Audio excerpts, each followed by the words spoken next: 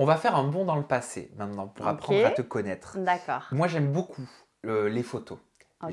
J'aime beaucoup les réactions aux photos du passé. Et je te montre cette photo qui date. Ouais, Ça va, t'es très ça belle. Hein. va. C'est ma première photo Insta. Eh ben oui. Tu vois? Ça y est. Ouais. Et oui, c'est ta première photo Insta. Je voulais savoir, L'année. qu'est-ce que tu vois non, sur cette photo? Qu'est-ce que ça te rappelle comme époque? Donne-moi l'année, c'était pas 2012? Je pense que c'était juste après ton élection. Ouais, c'est ça. Hein. Est-ce que tu as beaucoup changé? Oui. Ouais. À quel niveau? Sur plein de niveaux. Là, je vois dans mes yeux une petite fille un peu innocente quand même. Et qui fait pas forcément confiance à son instinct et à qui on peut faire croire beaucoup de choses. Un peu candide. Et aujourd'hui, bon, j'ai quand même vieilli, hein, je suis maman, il s'est passé voilà, quelques années. Mais ouais, je vois j'étais quoi? J'étais jeune fille quand même, ouais, j'étais plus une adolescente. Une jeune femme un peu naïve, un peu candide. C'est comme ça que tu étais? Ouais. Pourquoi?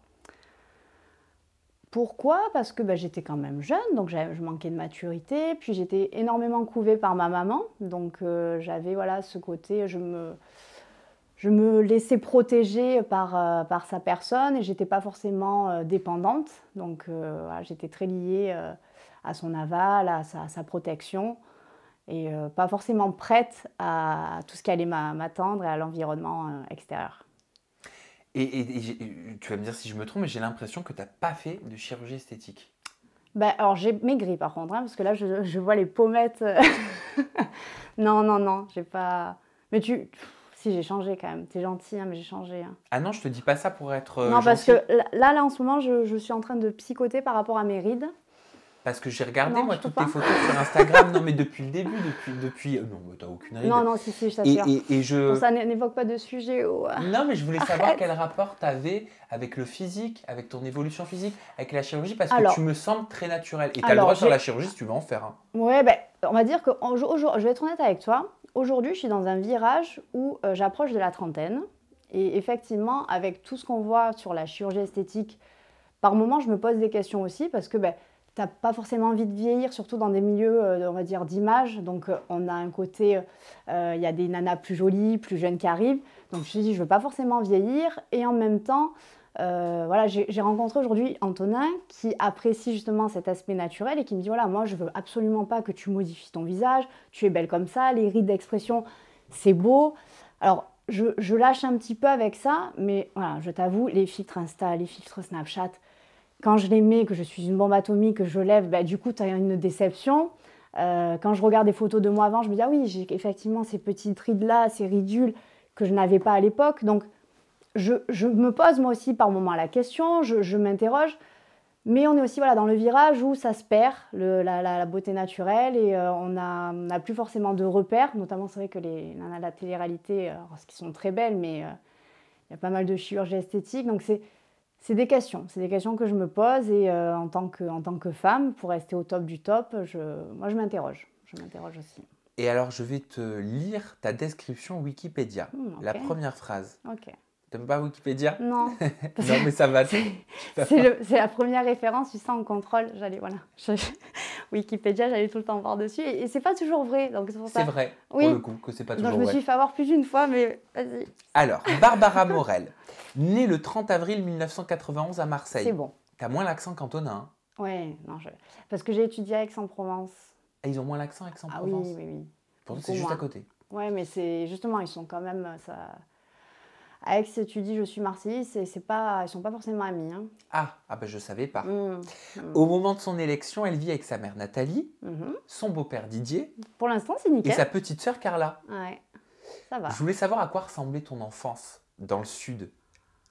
Très très belle enfance. Alors j'ai mes parents qui ont divorcé quand j'avais 3-4 ans, donc j'ai eu, on va dire, ce petit échec dans ma vie, parce que voilà, c'était quelque chose de douloureux pour moi, mais j'ai été voilà, couvée d'amour, bercée par des parents aimants, j'étais quand même préservée.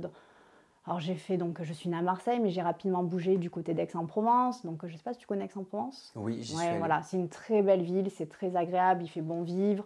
les gens sont gentils, j'ai étudié, j'étais une élève modèle, j'ai eu donc mon bac avec mention bac S. Après, je suis allée à l'IUT, donc à l'IUT d'Aix-en-Provence. Donc voilà, on va dire une vie très très classique et on va dire bien, voilà, entourée d'amour. J'ai que de bons souvenirs moi de ma jeunesse. Comment tu t'es lancée dans les concours de beauté? Est-ce que c'est parce qu'on te disait que tu étais grande, que tu étais lancée, que tu étais belle? Est-ce que tu avais toi-même cette assurance? Alors, pas du tout.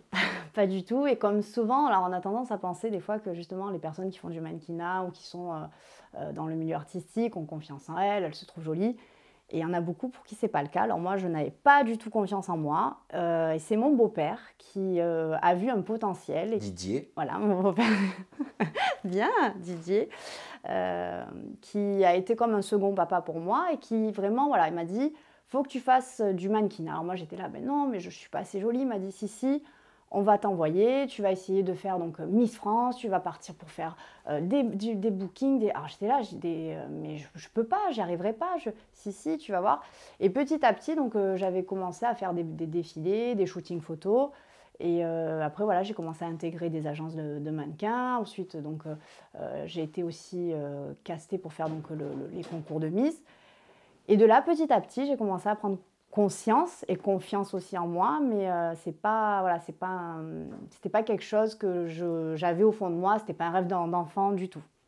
Et alors, tu participes pour le coup à un concours qui, à l'époque, c'était il y a 10 ans, Ouais. a créé la controverse. Hein. Oui, il y a 10 ans. Bah ouais, parce que c'était le concours créé par Geneviève de Fontenay, alors qu'elle venait de vendre le comité Miss France à la société de production Endemol, si je ne me trompe pas. Ce concours s'appelait Miss Nationale. Par la suite, il est devenu Miss Prestige et Miss Excellence, je crois si aussi. je ne dis pas de bêtises. Et tu es surtout la toute première et la seule Miss Nationale, en fait. Ça. C'est incroyable ce titre. Je suis une Miss Vintage. Oui. C'est comme un sac Dior qu'on ne trouve plus. Voilà, c'est ça, c'est exactement ça. Mais non, pour le coup, à l'époque, elle avait pris un gros risque parce que justement, il y avait l'élection de Miss France qui s'organisait en face et elle avait voulu créer donc, son propre comité. Voilà, pour la petite histoire, en fait, quand elle est partie donc, de chez Endemol, il y a eu un petit peu donc, deux élections qui se préparaient et les comités devaient choisir avec qui préférer rester ou du moins partir. Et moi, à l'époque, la région donc PACA était partie avec Geneviève de Fontenay. C'est un peu pour ça que j'ai fait l'élection de Geneviève et pas l'élection de Miss France. Peut-être que si j'avais été dans une autre région, j'aurais fait Miss France. Donc après, l'histoire était écrite, ça devait être moi, donc je ne regrette absolument pas. Puis le parcours s'est fait comme ça, mais on va dire que c'était un peu indépendant de ma volonté. Mais sur l'instant T, c'était une déception de ne pas concourir pour Miss France ? Non, en fait, je ne me suis jamais trop posé la question, parce que vu que justement, ce n'était pas un rêve pour moi, j'avais toujours un peu ce recul à me dire, de toute manière, je ne serai pas élue, de toute manière, voilà, je fais ça pour le délire, parce que mon beau-père m'a inscrite, mais en aucun cas, j'avais l'envie, la volonté de réussir, et encore moins le rêve de devenir Miss. Donc, je m'en moquais un petit peu, en fait. Et Geneviève de Fontenay avait dit à ton propos, je dis toujours que c'est le ciel qui l'a mis sur mon chemin le 5 décembre 2010. C'était un vrai bonheur de passer cette année avec elle. Vous étiez proche, donc, avec Geneviève. Oui, on a vraiment passé. Alors, ça n'a pas été toujours simple sur l'aspect, parce qu'on était attendu aussi au tournant. Je veux dire, voilà, en face, il y avait donc la Miss France. Donc, c'était pas forcément évident, mais on a vécu voilà, des très bons moments. J'ai vécu une année de Miss apparemment, comme toutes les Miss France ont vécu justement aux côtés de Geneviève de Fontenay, et c'est quand même quelque chose. Et tu as connu quelque part aussi les foudres, fut un temps de Geneviève de Fontenay. Oui, mais je crois que plein de Miss les ont connues. C'est ce que j'allais te dire. Il y en a beaucoup qui les ont connues, ces foudres-là. Ça devient commun. Je crois d'ailleurs qu'il y en a très peu qui n'en ont jamais eu. Ah, c'est rare.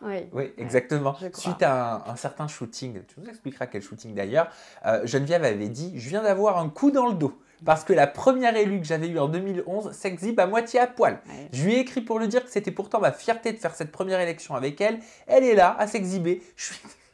Je suis triste de voir ça. Elle m'a trahi. Désolée Geneviève, ça me fait rire. Oui, parce que après voilà, c'est Geneviève, c'est sûr que par rapport aux valeurs qu'elle défend, elle était un petit peu, je pense, gênée peut-être par mes photos. Mais en aucun cas, c'était pour lui nuire. C'était dans un cadre d'un shooting photo, sachant que quand elle m'a connue, j'ai toujours fait des photos, que ce soit en maillot de bain, en lingerie. Mais voilà, on va dire c'est Geneviève et on l'apprécie aussi d'ailleurs pour ça, hein, pour ses petits coups de gueule. Et moi, je garde quand même que des bons souvenirs de Geneviève. Bah, bien sûr, j'en doute pas.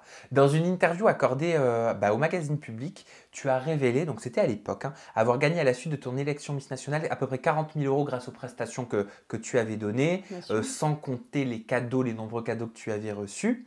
Et au sujet des shootings photos, tu disais, c'est de l'argent de poche pour moi, je peux gagner entre 800 euros et 1000 euros la journée par shooting. Est-ce que ce sont des avantages qui continuent après une élection comme Alors celle-là? non, pour le coup, surtout que moi j'ai repris mes études. En fait, j'avais démarré ma première année de DUT, j'ai été élue, donc j'ai vécu mon année. J'ai donc pu bénéficier de cet avantage.